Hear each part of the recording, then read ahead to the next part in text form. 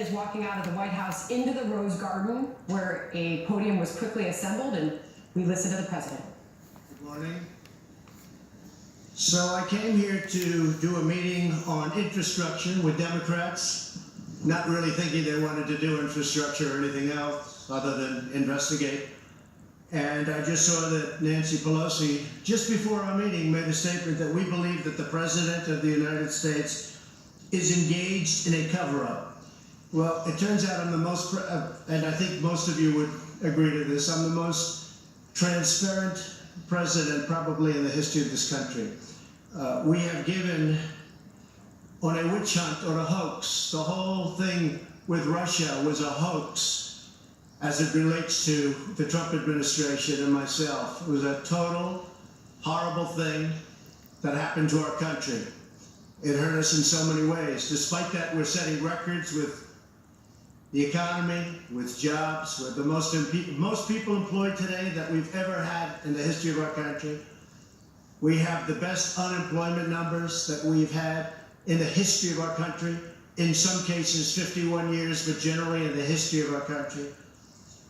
Companies are moving back in. Things are going well. And I said, let's have the meeting on infrastructure. We'll get that done easily. That's one of the easy ones. And instead of walking in happily into a meeting, I walk in to look at people that had just said that I was doing a cover-up. I don't do cover-ups. You people know that probably better than anybody.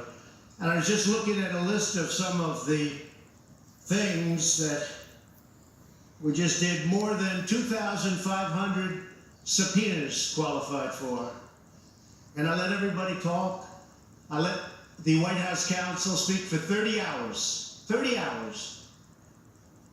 I have 19 special counsel lawyers, 40 FBI agents. I said, open it all up. Let them have whatever they want. Nearly 500 search warrants. Think of that, a search warrant. Did you ever see a search warrant before? Neither did I.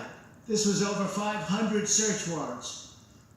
And of the 19 people that were heading up this investigation, or whatever you want to call it, with Bob Mueller, they were contributors to the Democrat Party, most of them, and to Hillary Clinton. They hated President Trump. They hated him with a passion. They went to her big party after the election that turned out to be a wake. Not a party, it was a wake. And they were very angry.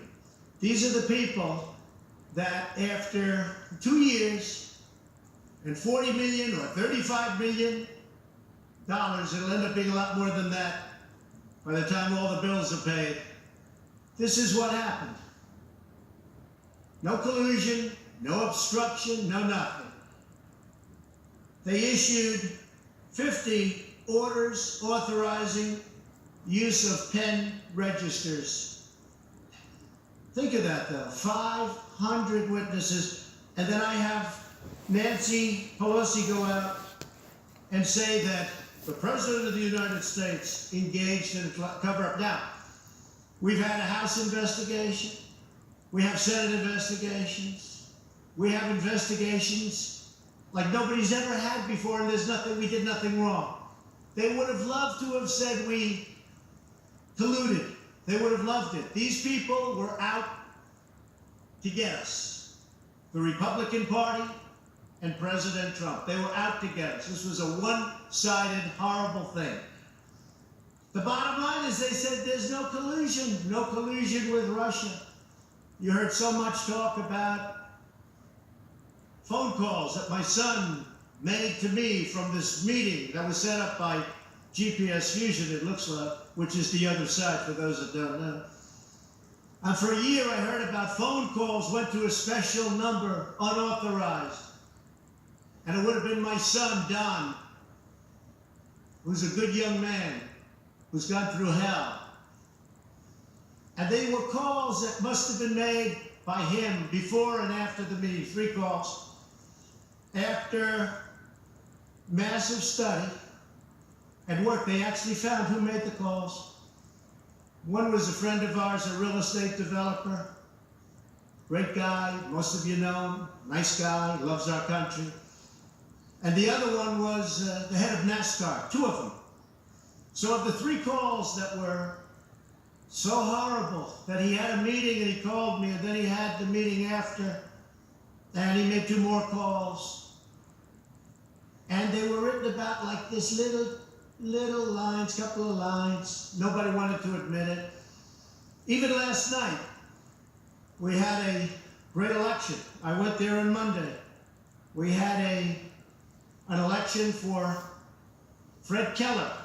It was a 50-50 shot, and he won in a landslide. We went and we did a rally. Hardly mentioned today, and yet if he lost, it would have been the biggest story in the country, even bigger than this witch hunt stuff that you guys keep writing about. So here's the bottom line. There was no collusion. There was no obstruction. We've been doing this since I've been president, and actually, the crime was committed on the other side. We'll see how that all turns out. I hope it turns out well, but to my way of thinking, and I know a lot of you agree with me, the crime was committed on the other side. This whole thing was a takedown attempt at the President of the United States. And honestly, you ought to be ashamed of yourselves for the way you reported so dishonestly. Not all of you, but many of you. The way you reported. So, I've said from the beginning, right from the beginning, that you probably can't go down 2 tracks. You can go down the investigation track, and you can go down the investment track, or the track of let's get things done for the American people. I love the American people. Drug prices are coming down, first time in 51 years because of my administration, but we can get them down way lower working with the Democrats. We can solve the problem on the border in 15 minutes if the Democrats would give us a few votes. So I just wanted to let you know that I walked into the room and I told Senator Schumer, Speaker Pelosi, I want to do infrastructure. I want to do it more than you want to do it. I'd be really good at that. That's what I do. But you know what? You can't do it under these circumstances. So get these phony investigations over with. The Wall Street Journal just wrote today, just a little while ago I saw it. Mr. Mueller wasn't obstructed in any way. This is Wall Street Journal editorial today. Mr. Mueller wasn't obstructed in any way. His copious report, copious, 434 pages. Now they want to interview all of the same people again. They want to interview Jerry Nadler, who's been an enemy of mine for many years. He fought me in New York unsuccessfully, by the way. I've had great success against Jerry. But he was representing Manhattan, and he would fight me all the time on the West Side Railroad yards many times, very unsuccessfully. He failed. I come to Washington, I become president, and I say, oh no, I have Jerry Nadler again? So, Wall Street Journal, Mr. Mueller wasn't obstructed in any way. His copious report was released for all to see. And there was no collusion. This is the Wall Street Journal. And there was no collusion between Russia and the Trump campaign. That's it. But they want to make this a big deal. Whether or not they carry the big I word out, I can't imagine that, but they probably would because they do whatever they have to do. I'll tell you, there's a danger here. If someday a Democrat becomes president and you have a Republican House, they can impeach him for any reason, or her. Any reason. We can't allow that to happen. We can't allow it to happen. So when you look at all of the transparency, when you look at all I've done, and I will tell you, my lawyers say, you don't have to do this. You can use presidential privilege. You don't have to let your lawyers and all of your staff testify. You can use presidential privilege, sir. Would you recommend it? Well, you can be transparent or you can be tight. If you've done nothing wrong, being transparent is better. So I said, I did nothing wrong. Let's be transparent. So that's what you have, all of these things. Look at that, all of these things, 500 witnesses that I allowed to testify. It's a disgrace. So when they get everything done, I'm all set to let's get infrastructure, let's get drug prices down. In the meantime, we're doing tremendous work without them. We're doing tremendous executive orders, a lot of work. We've had a great success, most successful economy perhaps in our country's history. We've cut regulations at a level that nobody else has cut them before. The largest tax cut in the history of the country. So we're doing a lot of work. Steve, yeah.